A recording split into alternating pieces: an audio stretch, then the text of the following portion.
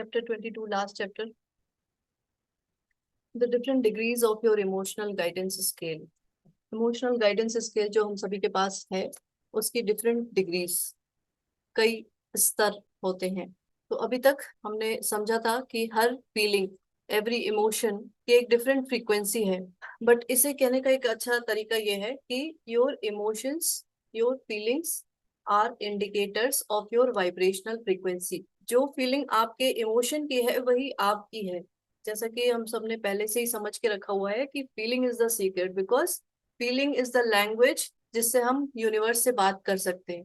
तो वो लैंग्वेज क्या है? वो फ्रीक्वेंसी की ही लैंग्वेज है। मतलब आपको जो आपके इमोशंस हैं वही आपकी फ्रीक्वेंसी को बताते हैं। तो आपको अपने इमोशंस, अपनी फीलिंग्स को समझना बहुत आसान हो जाता है जब आप ये समझते हैं कि जब भी आप अच्छा महसूस कर रहे होते हैं तो आप सोर्स एनर्जी से कनेक्टेड होते हैं। एब्सोल्यूट अलाइनमेंट मतलब पूरी तरह से आपका अलाइनमेंट, तालमेल उस सोर्स एनर्जी के साथ अगर है तो आप फ्री, पावरफुल, ये जो लिखा हुआ है, बहुत अच्छा महसूस करेंगे, अपनी वैल्यू समझेंगे, अपना पर्पस समझेंगे, अपना उद्देश्य समझेंगे। And you think all is well, सब कुछ बहुत अच्छा है, सब ठीक है, अगर आपका एब्सोल्यूट अलाइनमेंट है तो। और इसका उल्टा तो चलो अच्छा वो भी बाद में बात करेंगे, लेकिन अभी बस ये समझने की बात है कि एब्सोल्यूट अलाइनमेंट मतलब पूरी तरीके से आपका अलाइनमेंट विद सोर्स एनर्जी। तो अच्छा, आप सबने अपना कोई व्हीकल देखा होगा। व्हीकल मतलब चाहे वो कार हो, स्कूटर हो, बाइक हो, कुछ भी हो, उसमें देखा होगा कि एक फ्यूल गेज होता है जो आपको शो करता रहता है कि आपकी व्हीकल में कितना पेट्रोल डीजल जो भी है। उसी तरीके से समझेंगे कि आप एब्सोल्यूट अलाइनमेंट में जब होते हैं तो आप ये ऐसे समझिए कि आपको वो जो टैंक है वो पूरा फुल है। जो मीटर गेज है वो आपको शो करता रहेगा कि आपका जो टैंक है पूरा फुल है। तो आप ऐसे इमेजिन कर सकते हैं कि एक मीटर को या एक ऐसे गेज को जो कि आपको डिग्रीज में आपको शो करता रहता है, आपकी पोजीशन, आपका कनेक्शन लेवल आपको शो करता रहेगा कि हाँ भाई आपका पूरा फुल है टैंक, या थोड़ा कम है, आधा हो गया है, या बिल्कुल ही अब एकदम खत्म ही हो गया है ना। पता चला पेट्रोल डीजल बिल्कुल खत्म हो गया, अब आप आगे नहीं जा सकते। तो वो कौन सी ऐसी स्टेज हो सकती है, बता सकते हैं? ऐसा क्या हो सकता है जब आपको लगता है कि वो इंसान अब इसका कुछ नहीं हो पाएगा कालिया। तो इसी तरीके से समझेंगे उन डिग्रीज को उस मीटर की तरह। ऊपर वाले जो इमोशंस हैं वो टैंक फुल शो करेंगे, और नीचे वाले जो इमोशंस हैं वो खाली टैंक शो करेंगे। तो इसमें आपके लिए इम्पोर्टेंट ये है कि आप कॉन्शियसली ऐसी फीलिंग तक पहुंचे जो कि हर समय पहले से बेहतर हो और बेहतर हो। एक एग्जाम्पल लेते हैं कि मान लो लाइफ में कुछ ऐसा हुआ हो जिससे आपकी फीलिंग्स बहुत ज्यादा नेगेटिव हो चुकी हो। और हम सबकी लाइफ में ऐसा कभी ना कभी कुछ हो ही जाता है कि फीलिंग्स बहुत नेगेटिव हो जाती हैं। और उस टाइम कुछ भी ठीक नहीं लग रहा होता है, कुछ अच्छा महसूस नहीं हो रहा होता है। और आप सबने ऐसा देखा होगा कि एकदम सफोकेशन वाली फीलिंग होती है ना। बहुत वो जो स्टेट होता है बहुत पेनफुल होता है कि समझ में नहीं आता कि क्या करें क्या ना करें, कहाँ जाए कहाँ ना जाए। ऐसी वो जो स्थिति होती है, और अगर वही स्टेट थोड़ा लंबा टाइम तक चलता रहे तो उसी को आप ऐसे समझ सकते हैं डिप्रेशन वाली स्टेट। बिकॉज उस समय जो सफोकेशन वाली फीलिंग होती है ना, वो इसीलिए होती है कि आप कुछ बोल मतलब अपने जो एक्सप्रेस नहीं कर पाते हैं। जब एक्सप्रेस नहीं करेंगे तो डिप्रेशन होगा ही होगा। तो उस टाइम अगर आपको किसी दूसरे काम में लगाया जाए तो शायद में भी आप थोड़ा अच्छा महसूस करने लगे। तभी अच्छा महसूस करेंगे जब आपकी एक कोशिश रहेगी कि हाँ मुझे इस चीज से बाहर निकलना है ना। ये जो डिप्रेशन वाला स्टेट है, इससे मुझे बाहर निकलना है, आपके दिमाग में ये चीज रहेगी, तभी आप अच्छा महसूस करेंगे। अदरवाइज आपको किसी भी काम में लगाया जाए या कुछ भी नया कुछ भी करने को दिया जाए तो आप बिल्कुल उस स्टेट से बाहर निकलना ही नहीं चाहेंगे। उसकी थेरेपी इस तरह की भी होती है कि किसी को कुछ गुस्सा दिलाया जाए, है ना, कि कुछ ऐसा किया जाए कि वो अपने मुंह से कुछ बाहर निकाले, कुछ चिल्लाए या कुछ इस तरह से करे, है ना। तो क्या होता है कि उसके बाद वाला जो स्टेट आता है ये आप देख रहे होंगे नीचे डिप्रेशन। फिर धीरे धीरे ये एंगर वाला स्टेट, कि किसी तरीके से उस चीज को बाहर निकाला जाए जो उसके अंदर घुसा पड़ा है। तो जो एंगर है वो आप ऐसे समझिए कि वो डिप्रेशन से बेटर फीलिंग है। कई बार हमें लगता है ना कि गुस्सा आ रहा है, इस आदमी को बहुत दुष्ट है, बहुत खराब है, लेकिन चलो बहुत अच्छा था तब गुस्सा आ रहा है तो हो सकता है, लेकिन बहुत दिनों से अगर वो डिप्रेशन वाले स्टेट में है, कुछ बोल नहीं पा रहा है और तब उसे गुस्सा आ रहा है, तो आप अब ये सारी चीजें समझ के समझ सकते हैं कि वो बेटर स्टेट में पहुंच रहा है, बेटर फीलिंग स्टेट। तो डिप्रेशन वाला जो स्टेट है वो एक वाइब्रेशनली बहुत ही लो स्टेट है, जो कि आप समझ सकते हैं कि वो टैंक एम्प्टी हो चुका है अगर उस मीटर वाली डिग्री की बात करी जाए तो। लेकिन अगर आपका इंटेंशन हो कि नहीं मुझे अच्छा फील करना है, और तभी आप ट्राई करेंगे एक बेटर फीलिंग थॉट के लिए। आप कॉन्शियसली उसी टाइम अवेयर होते हैं कि अभी मुझे कैसा फील हो रहा है, और तब उस स्केल की तरफ आप ऊपर आगे बढ़ने लगते हैं। तो अभी तक तो हम लोगों का कोई ऐसा इंटेंशन भी नहीं था कि फील गुड होना है। अभी तक जब तक हम लोग को ये सारी बातें नहीं पता थी, तब तक हमारा कोई ऐसा इंटेंशन भी नहीं था कि हमें अच्छा फील करना है। जो हो रहा है बस होता चला जा रहा है, और हमें ऐसे ही लगता था कि जब कुछ अच्छा होगा तभी हम खुश होंगे, नहीं तो फिर ऐसी ही जिंदगी है, यही है। और तरह तरह के उसके डायलॉग्स बोले जाते थे, वो बात अलग हो गई। लेकिन समझने वाली बात हम लोगों को क्या है कि it is a process, it is a process of thinking a thought, any thought. Thought और थिंकिंग में डिफरेंस है। थॉट जो है वो इधर उधर ट्रैवल कर रही है, लेकिन जिस चीज को पकड़ के आप उसको करने लगते हैं ना, सोचने लगते हैं, सोचने, तो वो थिंकिंग, वो अलग चीज हो जाती है। तो क्या ये प्रोसेस है, process of thinking a thought, a better thought. वो तभी होगा, बेटर थॉट की तरफ तभी हम मुड़ेंगे जब हम कॉन्शियसली अवेयर होंगे कि हाँ इस थॉट से मुझे मेरे अंदर किस तरह की फीलिंग आ पा रही है।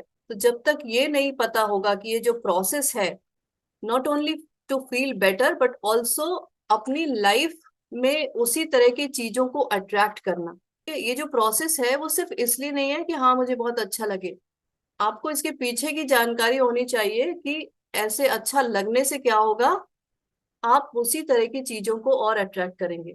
सो क्या है, you think and feel, and think and feel मतलब आप सोचेंगे और महसूस करेंगे, सोचेंगे और महसूस करेंगे, सिर्फ एक इंटेंशन के लिए, to feel better, to feel better, better and better. तो इसी तरह मान लीजिए कि जिस पर्सन को अभी बात करी थी कि डिप्रेशन, उसको फिर गुस्सा आ गया, और बिकॉज मे बी किसी ने कुछ ऐसा वैसा बोल दिया इसलिए गुस्सा आ गया, या कुछ भी ऐसा हुआ कि गुस्सा आया, तो एंगर वाली फीलिंग जो है वो डिप्रेशन से हमेशा अच्छी रहेगी। बिकॉज आप सबको पता है डिप्रेशन में जो घुटन होती है, सांस लेने में भी दिक्कत होने लगती है कई बार।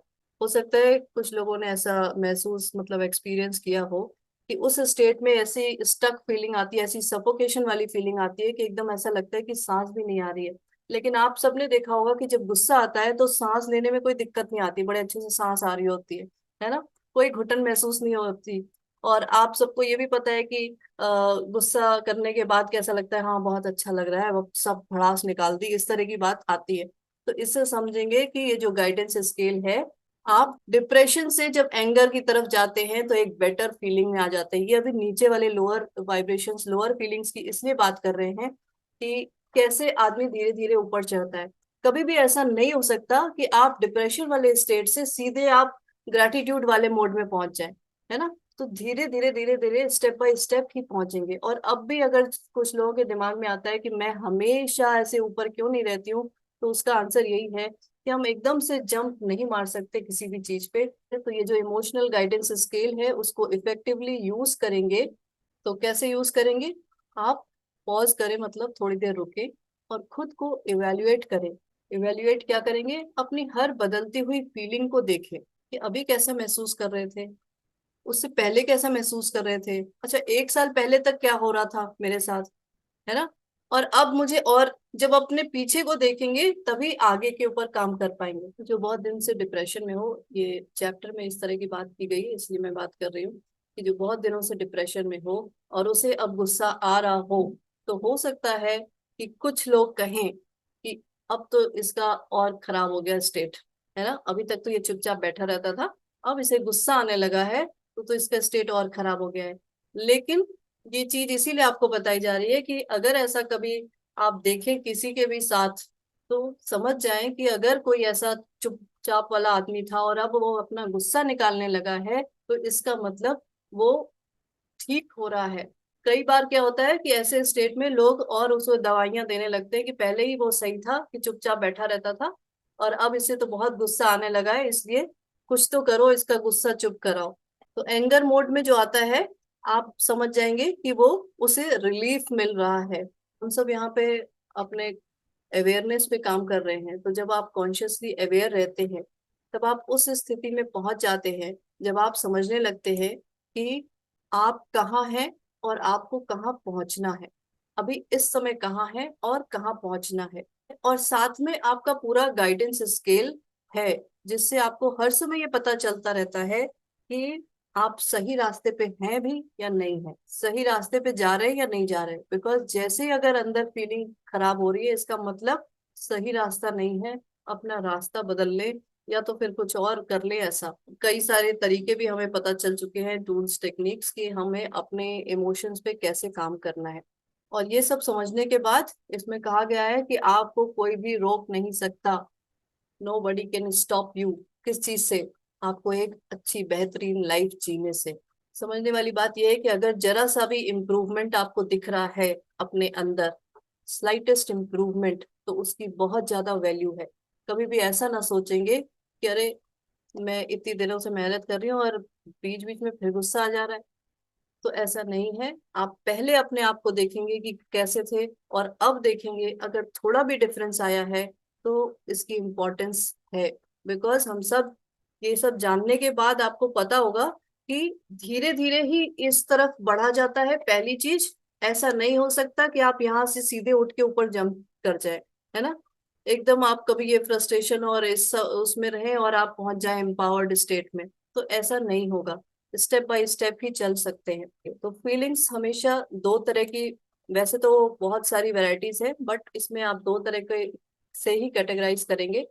जिससे कि आपको अच्छा लग रहा हो उसे कहेंगे गुड फीलिंग्स, और जिसमें आपको अच्छा नहीं लग रहा हो उसे कहेंगे बैड फीलिंग्स। तो कभी अगर नीचे आ गए तो आपको पता है कि आपको कहाँ जाना है। नीचे अगर आ गए तो आपको पता है कि कहाँ जाना है। और सिर्फ इतना पता होने से ही, सिर्फ इतना पता होने से ही आप, यू विल फील पावरफुल कि हाँ, मुझे यहाँ नहीं रहना, मुझे यहाँ जाना है, यहाँ पहुंचना है। मुझे इस एंगर वाले स्टेट में नहीं रहना, मुझे थोड़ा ऊपर पहुंचना है, ग्रेटिट्यूड वाले स्टेट में ही क्यों ना आना हो।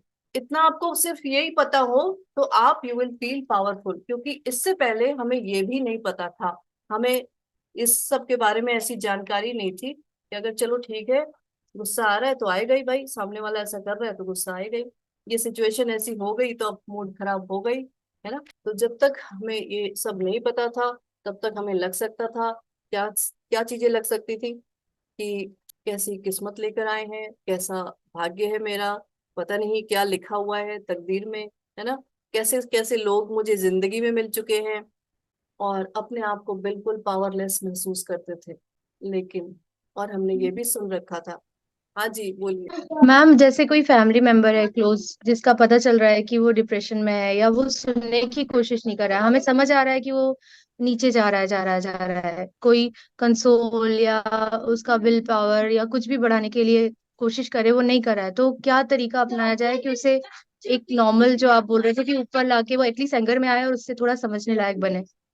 और यूजुअली होता है ना मैम, फैमिली में आ, सुनते नहीं है, मतलब खुद के लोगों की सुनते नहीं है, बाहर का फिर भी सुन लेंगे, लेकिन जैसे, तो क्या किया जाए मैम इस सिचुएशन में, अगर कोई सीरियस पता चल रहा है कि यार नहीं नहीं चीजें सही है, देन मैम क्या किए, क्या अभी करें? अभी ये जितना पढ़ा उससे क्या आपको समझ में आ रहा है? उसको ऐसा कुछ कर दो, ये इतना गुस्सा दिला दो कि गुस्से में थोड़ा बहुत चिल्लाने लगेगी, क्या है, क्या मेरे पीछे पड़े रहते हो, इस तरह से ऐसे ही कुछ करने लगे। आप ऐसे समझ जाना कि अगर इस तरह से भी चिल्लाया उसने अपने अंदर से, वो एक्सप्रेस किया कुछ भी, चाहे गुस्सा ही क्यों ना हो, तो फिर वो उसकी अपर उसमें पहुंच गया है। अब धीरे धीरे उसके बाद और कुछ कुछ करे तो, मतलब क्या स्टेट है अभी मुझे नहीं पता, किस तरीके से है, कहाँ तक पहुंच गया है नीचे। हाँ, मीन्स मैम चिल्ला रहे हैं, बोल रहे हैं, पर समझ नहीं रहे हैं, कंट्रोल नहीं कर पा रहे, मतलब तो कैसे उस चीज को बैलेंस करें, और हमें नॉर्मल पेस में या नॉर्मल लाना है तो क्या करेंगे मैम, स्पेशली इस तरह की केसेस में। मतलब गुस्सा रहे हैं और आपको लग रहा है कि फालतू का गुस्सा रहे हैं, या सच में ऐसा ही है कि फालतू का। हाँ मैम, फालतू का गुस्सा रहे, पूछ करने से क्यों। Hello ma'am, sorry.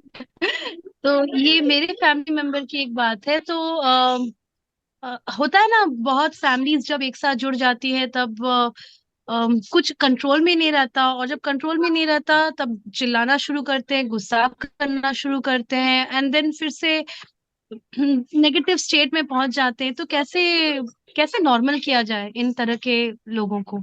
या तो उनका आउटर एनवायरनमेंट कुछ चेंज किया जाए, उनसे बात करी जाए, खाने पीने में चेंजेस किए जाए। मतलब वो किस उस पे है अभी मुझे नहीं पता कि कहाँ से चेंजेस शुरू किए जाए उनके उस लाइफ में, कि उनका क्या स्टेट है इस समय। तो आउटर उस पे ही काम किया जा सकता है, अभी उनको बोल के उनको समझा के कुछ भी काम नहीं किया जा सकता है। या तो फिर आप मेडिसिन का हम्म। सहारा लो, तो वो चीज एक अलग है। अदरवाइज जो उनका आउटर एनवायरनमेंट है उस पे ही काम किया जा सकता है, तभी थोड़ा फर्क पड़ेगा अंदर की तरफ। और जब थोड़ा सा भी फर्क पड़े तो उनको समझाने की कोशिश की जा सकती है, उनसे बात करने की कोशिश की जा सकती है। और ऐसे लोगों को समझाने का कोई मतलब नहीं है, आप उनको बात करके ही थोड़ा मोल्ड कर सकते हैं।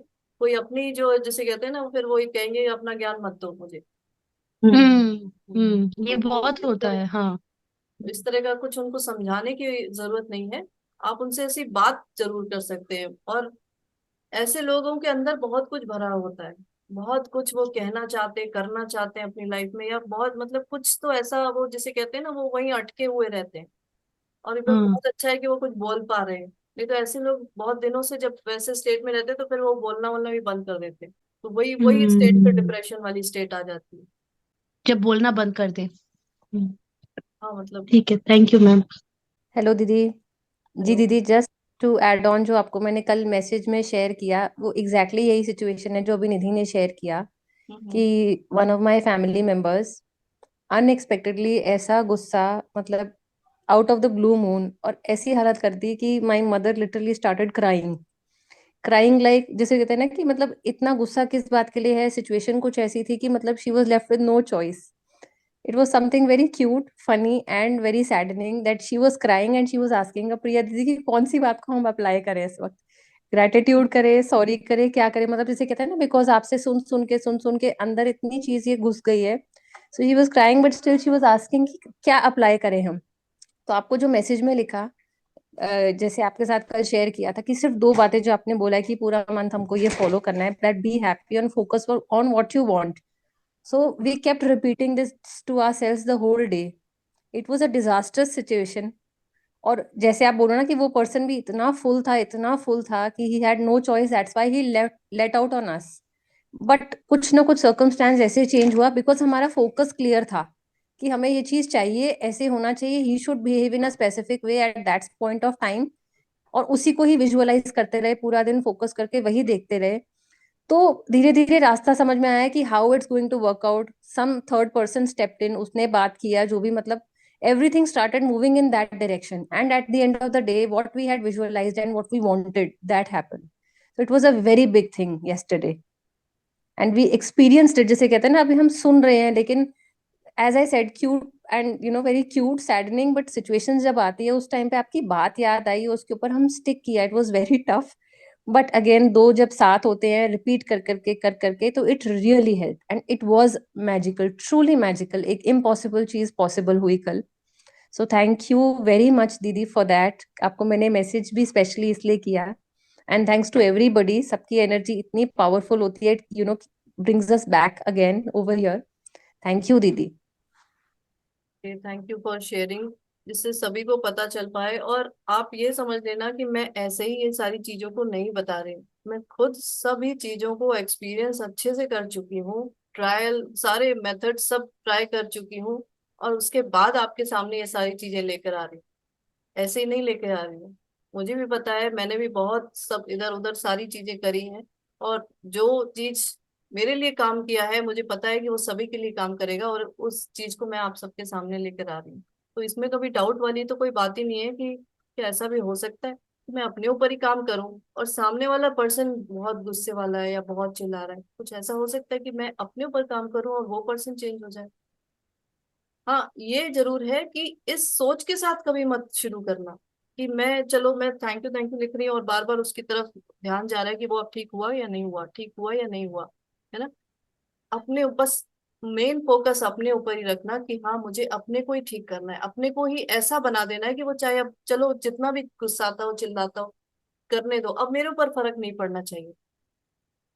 और उसके बाद क्या होगा कि वो जो आपको दिख रहा है पर्सन या जो भी सिचुएशन, वो ऑटोमेटिकली चेंज होनी ही होनी है।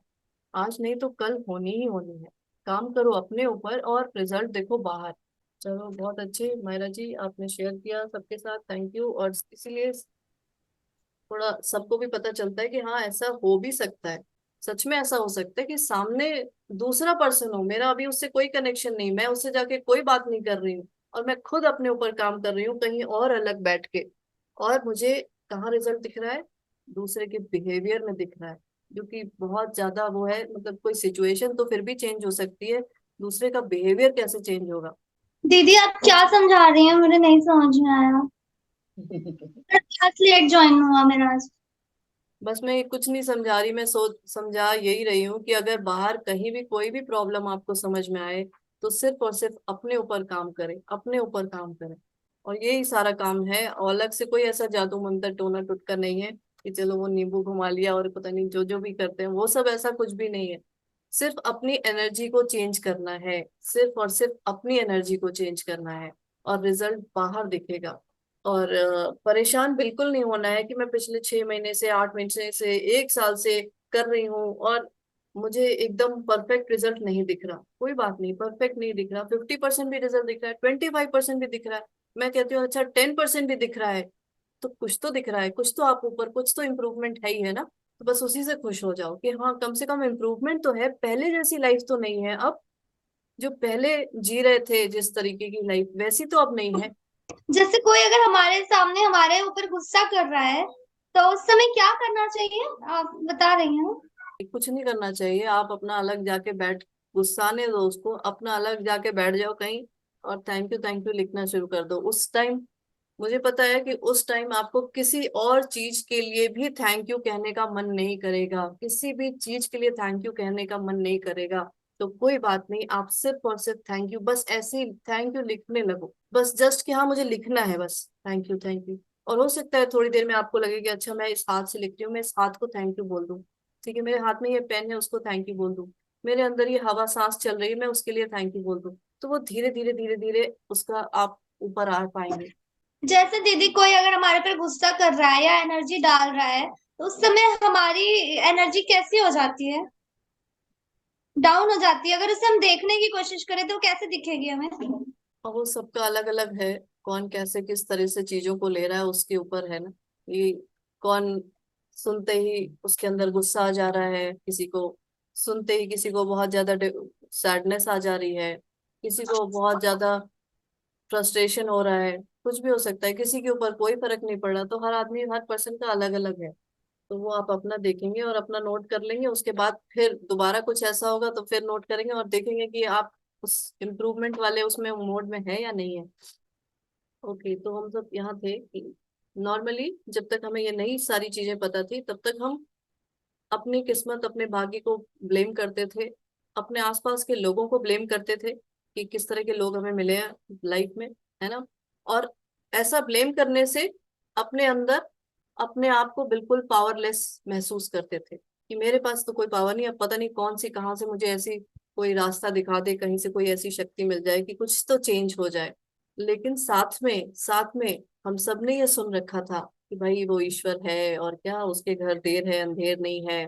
फिर और सुनते थे कि तुम्हारे ही अंदर ईश्वर है, अपने अंदर की शक्तियों को जानो, अपने अंदर की शक्तियों को पहचानो, तुम कुछ भी कर सकते हो, एक बार ठान लो तो क्या पहाड़ भी, पर्वत को भी हिला सकते हो, ऐसा सब सुनते थे। और जिस टाइम सुनते थे, और ये सब सुनने का मतलब क्या है, वही सारे पाठ आपको याद होंगे, मतलब पूजा पाठ वाली जो चीजें हैं, वो सब जब सुनते थे तो अच्छा लगता था, मतलब आपकी वाइब्रेशंस हाई हो जाती थी उस टाइम, कि हाँ ऐसी फीलिंग आती थी। लेकिन जैसे ही अपनी रियल लाइफ में मुड़ते थे, उस तरफ देखते थे, तो तुरंत फिर से वही सारे लोग, वही सारी सिचुएशन देख के फिर वही पावरलेसनेस की फीलिंग आती थी।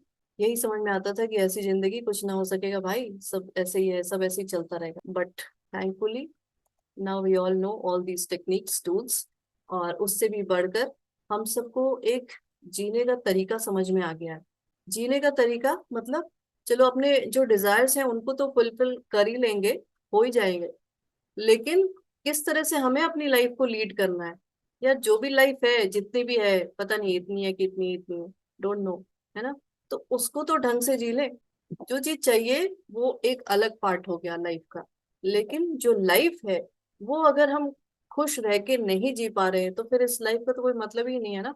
इसीलिए इब्राहिम कहते हैं कि यू हैव टू डिसाइड, आपको डिसाइड करना पड़ेगा that you are going to guide yourself by the way you feel. जिस तरह से आप फील करते जा रहे हैं वो आपको रास्ता दिखाता जाएगा, और आपका डिसीजन क्या होगा कि आप उसी तरफ आगे बढ़ते चले जाएंगे जिस तरफ आपको अच्छा लगेगा, जिस तरफ आपको फील गुड वाले जो वो है उसमें आप आएंगे, और तभी आपकी जो आपकी डिजायर्स हैं वो भी आप उसके डायरेक्शन में आगे बढ़ते चले जाएंगे।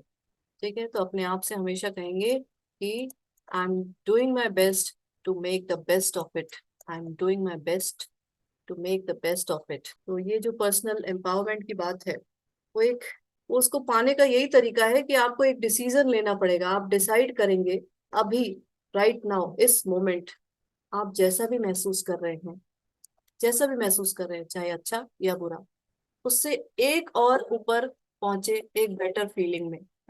अपने आप को देखें यहाँ पे कि कैसा महसूस कर रहे हैं इस समय, और उससे एक लेवल ऊपर बढ़ने की कोशिश करें। और सिर्फ एक ही एक स्टेप बाय स्टेप चलेंगे, जंप मारने की जरूरत बिल्कुल भी नहीं है, बिकॉज जहां हम जंप मारते वहां फिर हम नीचे भी गिर जाते हैं। इसलिए स्टेप बाय स्टेप ही चलना पड़ेगा। तो बेटर फील करने के लिए आपको अपना बेस्ट देना ही होगा। और बेटर फील कैसे करेंगे?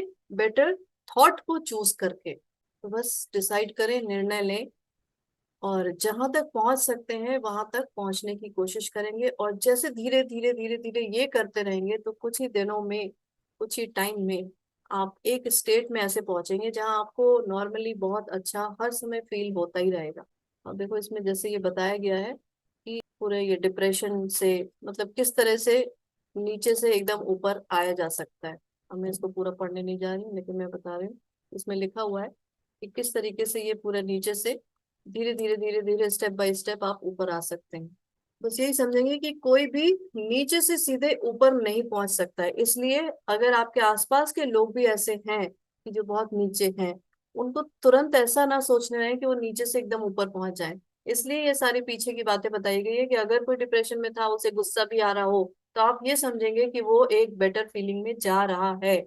और टाइम के साथ प्रैक्टिस के थ्रू आप ऐसा जरूर कर पाएंगे। हो सकता है कि कुछ क्वेश्चंस ऐसे हों कि जैसे किसी के मन में कोई डिजायर ही ना हो, तो है ना, कई बार ऐसे लोग भी मिलते हैं कि उनके अंदर कोई डिजायर नहीं है, मतलब कोई भी इच्छा है ही नहीं। अगर ऐसा मन में क्वेश्चन आ रहा है तो समझने वाली बात यह है कि अब्राहम ऐसा बताते हैं कि जो लोग ऐसा कहते हैं कि उनके अंदर कोई डिजायर नहीं है, या तो इस तरह के भी दो तरह के लोग होते हैं, या तो वो इस पूरे दुनिया से ऊब चुके होते हैं कि अरे भाई छोड़ो हटाओ, अब कुछ नहीं रह गया इस जिंदगी में, और अब मुझे कुछ नहीं चाहिए, बस मुक्ति दे दो, है ना। तो ये जो एक स्टेट है वो फिर नेगेटिव वाला स्टेट हो गया। वो वाइब्रेशन जो है वो लैक वाली है। That is not the state of happiness कि हाँ हटाओ सब, अब मुझे कुछ नहीं चाहिए। लेकिन एक जो दूसरा स्टेट है, दूसरा स्टेट क्या है कि पूरी तरह सेटिस्फाइड रहते हैं, लेकिन फिर भी उनकी एक डिजायर होती है, उस टाइम भी एक डिजायर होती है, उसे कहते हैं मेंटल पीस। भाई अब कुछ नहीं चाहिए, बस मुझे शांति चाहिए, वो भी एक डिजायर है। तो अब्राहम यही बताना चाहते हैं कि universe is there to help you in every way, in every each of your desire. चाहे आपकी मेंटल पीस ही क्यों ना हो, अगर यही है तो universe will help you in that also. तो ऐसा नहीं होता कि किसी की कोई डिजायर ना हो। पहला जो केस है ना कि हरे हटाओ छोड़ो कुछ नहीं रखा, तो वो वाइब्रेशन लैक वाली है। या तो अगर आप सेटिस्फाइड हो गए तब भी वो डिजायर तो रहती है कि हाँ भाई अब मुझे इसी को मेंटेन ही करना है, या फिर एक मेंटल पीस वाला स्टेट हमेशा चाहिए, तो वो भी एक डिजायर होती है।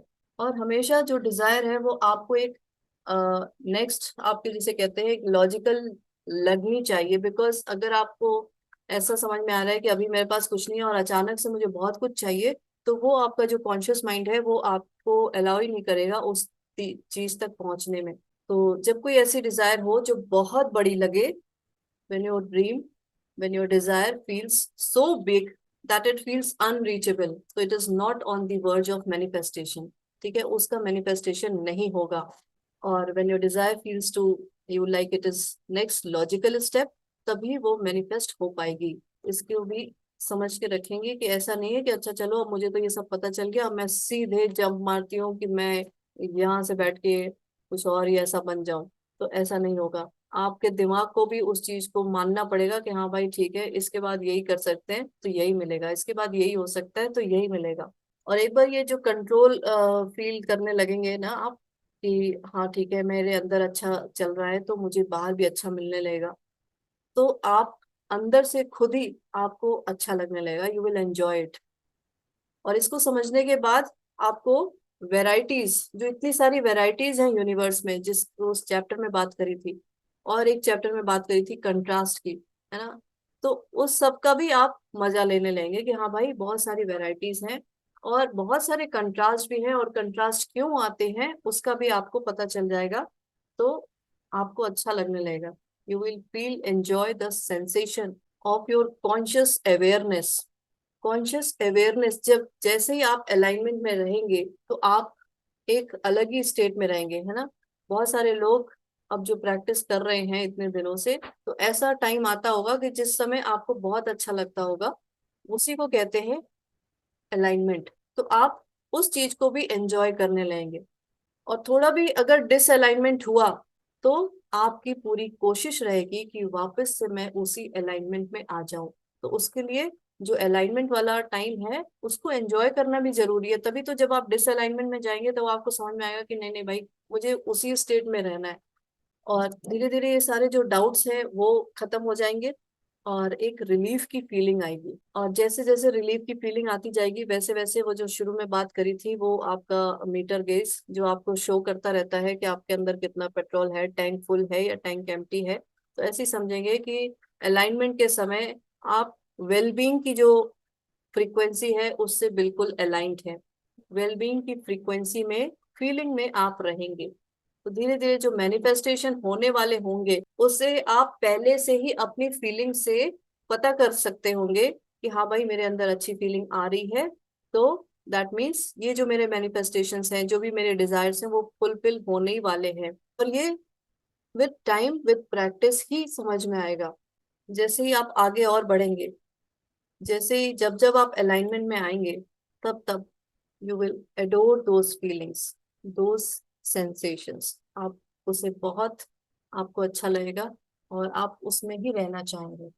And the universe, the entire universe exists to produce new life-giving desire within you. And when you go with the flow of your own desires, you will feel truly alive and you will truly live. तो Dzire जैसा इसमें था कि ऐसा नहीं होता कि किसी की कोई डिजायर ही ना हो, डिजायर हमेशा होती है। कोई उसे समझ पाता है, कोई नहीं समझ पाता है। जो कहता है कि नहीं आई एम, मतलब मैं पूरी तरीके से सेटिस्फाइड हूँ, तब भी उसकी डिजायर होती है कि हाँ वो जो सेटिस्फेक्शन है वही मेरा मेंटेन रहे, या वो मेंटल पीस है वही मेरी मेंटेन रहे, तो वो भी एक डिजायर है। तो ये चैप्टर हो गया यहीं खत्म। और अब कुछ क्रिएटिव प्रोसेसेस बचे हुए हैं तो वो नेक्स्ट क्लास में करेंगे। ठीक है, इस चैप्टर से कुछ समझ में ना आया हो और कहाँ गए ये नेहा जी, किससे लड़ाई हो रही है, किससे झगड़ा हो रहा है, तो दीदी जो आप कहती है ना कि अपना मेंटल क्या मीटर नहीं, अपना स्टेट चेक करो कि कहाँ पे हो। अरे तो मेरे मन में तो गजब का झगड़ा होता है, इतने फोर्सफुली मेरे मन में विचार आते हैं कि मुझे लगता है कि हे भगवान हम थक जाएंगे इसको संभालते संभालते, इसको समझाते समझाते कि देखो मेरा मन बहुत खुश है, इस सबसे मुझे फर्क नहीं पड़ता। ऐसे ऐसे बकवास बातें मेरे मन में आती रहती हैं, तो लगता है कि क्या हो रहा है। मतलब अवेयरनेस आ जाती है, अरे हटाओ इन सबको, फिर थोड़ी देर बाद आ जाता है। तो इसके लिए आपने क्या किया है, कुछ किया है, कुछ कर रहे हैं कि बस हाँ, आप मतलब पढ़ाई करते करते अंत में छोड़ के थोड़ी देर, मतलब मतलब थोड़ी देर बाद इसको खत्म करने के बाद अगले दिन या थोड़े समय बाद ये लगता है नहीं, अच्छा अच्छा लग रहा है, अच्छा हुआ कि वो सब मन में आ रहा था लेकिन उससे कुछ मेरा बुरा नहीं हो पाया, ऐसा लगता है मतलब। चलिए अच्छा ठीक है, कोई बात नहीं। आप ऐसे देखेंगे कि अभी जब से आप ये सारी बुक्स, मतलब इन सब चीजों के बारे में आपको नहीं पता था, उससे पहले आप कैसे थे, उससे पहले कैसे थे और अभी कैसे हैं? कुछ चेंज आया? कभी तो मन में शांति आ रही है थोड़ी देर के लिए भी? और अगर आ रही है तो उसी को समझेंगे कि हाँ ये बहुत अच्छा हो रहा है, मैं प्रोग्रेस कर रही हूँ। और ऐसा अचानक से कहीं भी हम जंप नहीं मार सकते। इसलिए अगर थोड़ा भी आपको रिलीफ मिल रहा है तो दैट मीन्स आप प्रोग्रेस करते चले जा रहे हैं। टेंशन लेने की बिल्कुल भी बात नहीं है। चलिए ठीक है, अच्छा फिर हम लोग फिर कभी मिलते हैं। फिर कभी मतलब कल तो शायद नहीं मिल पाएंगे, नेक्स्ट क्लास अभी बताती हूँ। कुछ क्रिएटिव प्रोसेसेस बचे हुए हैं और ये चैप्टर्स तो यहीं खत्म हो चुके हैं। इसको दिमाग में अपने बनाए रखेंगे, ऐसा नहीं कि चलो हाँ क्लास खत्म तो बस सब, वो जैसे नहीं होता है कि सेशन खत्म बुक्स सब उठा के हटाओ अब चलो, तो वो सब नहीं करना है। उनका सारा दिमाग में अपने रखे रहना है ना, क्योंकि इस टाइम ऐसा ही हो रहा है, एनुअल एग्जाम्स चल रहे हैं और उसके बाद क्या होगा, यही होगा कि चलो अब किताबें हटाओ बस, इसी तरीके से। तो वो काम नहीं करना है। चलिए थैंक यू सो मच सभी को, मिलते हैं ब्रेक के थैंक यू दीदी। Thank you, Dee. Thank you. Thank you, धन्यवाद। ma'am. Thank you so much, Thank you. Didi. Thank you. Thank you so much, Thank ma'am. you, Thank you ma'am. so much. Thank you दीदी, thank you. Bye.